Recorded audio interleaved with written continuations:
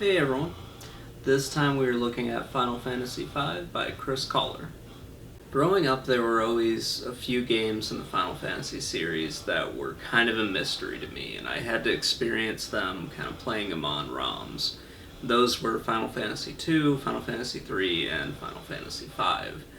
And it's sort of a similar story to what Chris had to do, and probably a lot of people who wanted to play these back in the 90s had to do. You had to find the ROM online, you had to hope that it was fan translated, and then you had to go off from there playing the game. And sometimes it worked out great for you, and other times it didn't work out that great. I remember a few ROMs, especially with 3, where they were only partially translated. So you'd make it like maybe an hour, 2 hours into the game, and all of a sudden you couldn't read anything anymore. What makes Chris's story different from mine, and probably a lot of other people's, is he actually imported a copy of Final Fantasy V, and then he modified his Super Nintendo to make sure he could actually play the game. If you look at the cartridges between a Super Famicom and a Famicom cartridge, they're a little bit different, like mostly physically different, and he basically went in and broke away the tabs that were preventing him from playing the Super Famicom version. And then he did a fan translation of the game with a couple other people, and he created one of the first FAQs for it. He did a lot of work that was really awesome for this game, and I wish I had known about it back in the 90s, because it would have made the game a lot easier for me to play. I did eventually find a copy of it and got most of the way through it on ROM before it came out on the PS1. So this book also gives a history of the Final Fantasy series and the Dragon Quest series. Not like a comprehensive one, but it kind of explains a little bit of the background in the two series.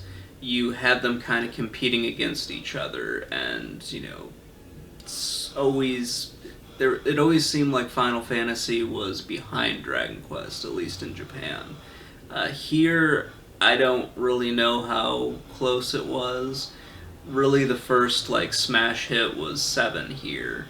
And then people started really going back and looking at the other ones. There was definitely a fan base for the games, I know, because I was part of it, and also from reading accounts like, Chris is here, and from some of my friends as well. But Chris goes more in depth in really how the two series were competing against each other, and how Dragon Quest kind of gave up on releasing their RPGs in the US for a while. And Square kind of took advantage of that, really trying to get into the US market.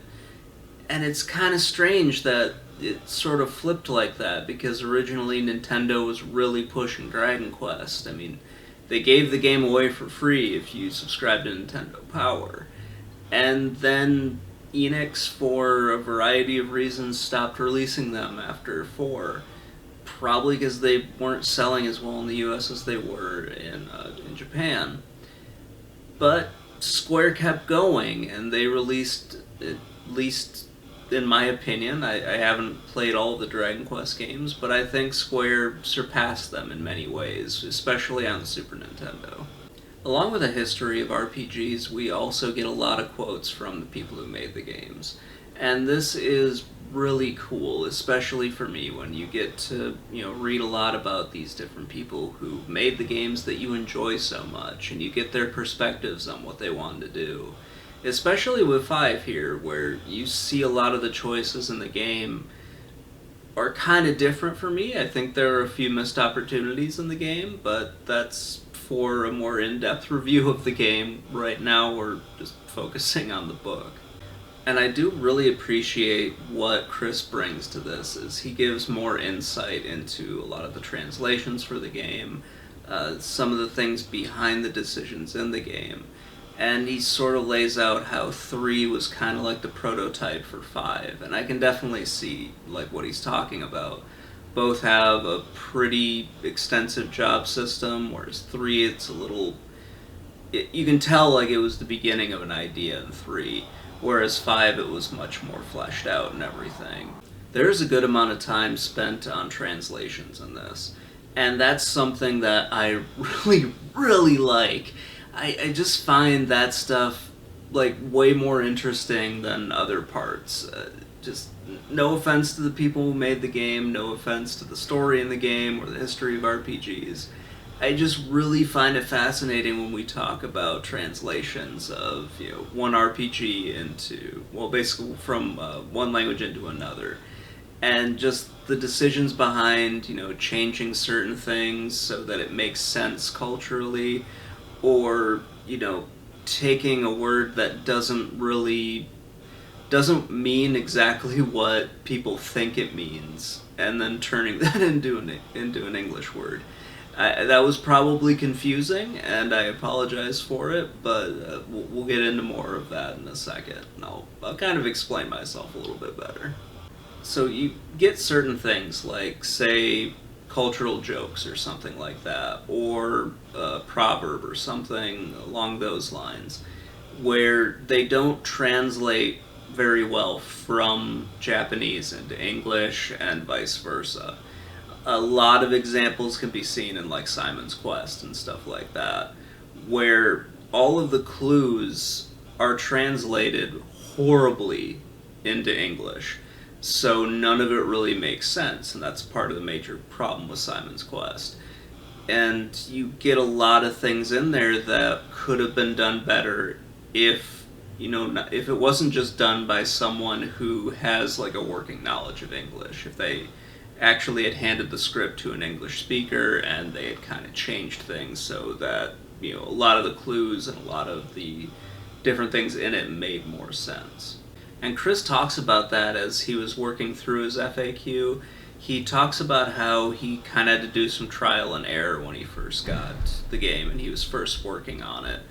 And then he had to kind of figure out the different things he wanted in the walkthrough. And he talks about the people that he worked with and just coming up with good translations so that people like me, if I had been able to find his FAQ back in the day, would be able to play this game and follow through and not just have to scour the internet trying to find as complete of a fan translation as there was.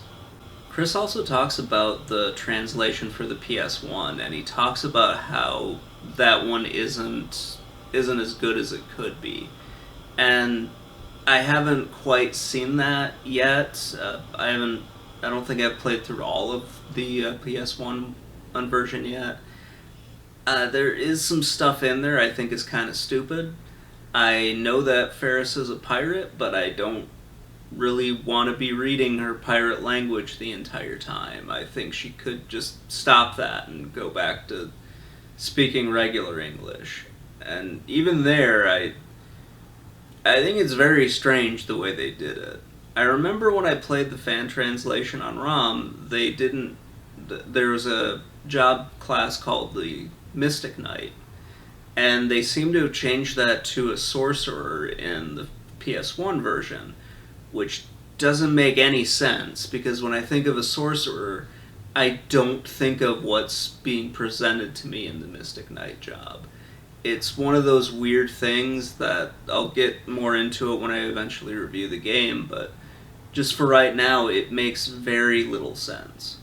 To circle back to what he talks about with Final Fantasy III, I mentioned this earlier, but Chris really gets into how this is the template for Final Fantasy V, and he talks a lot about how that worked out and everything, how 5 was a much more polished version, and I definitely agree on that. It feels a lot better when you play it.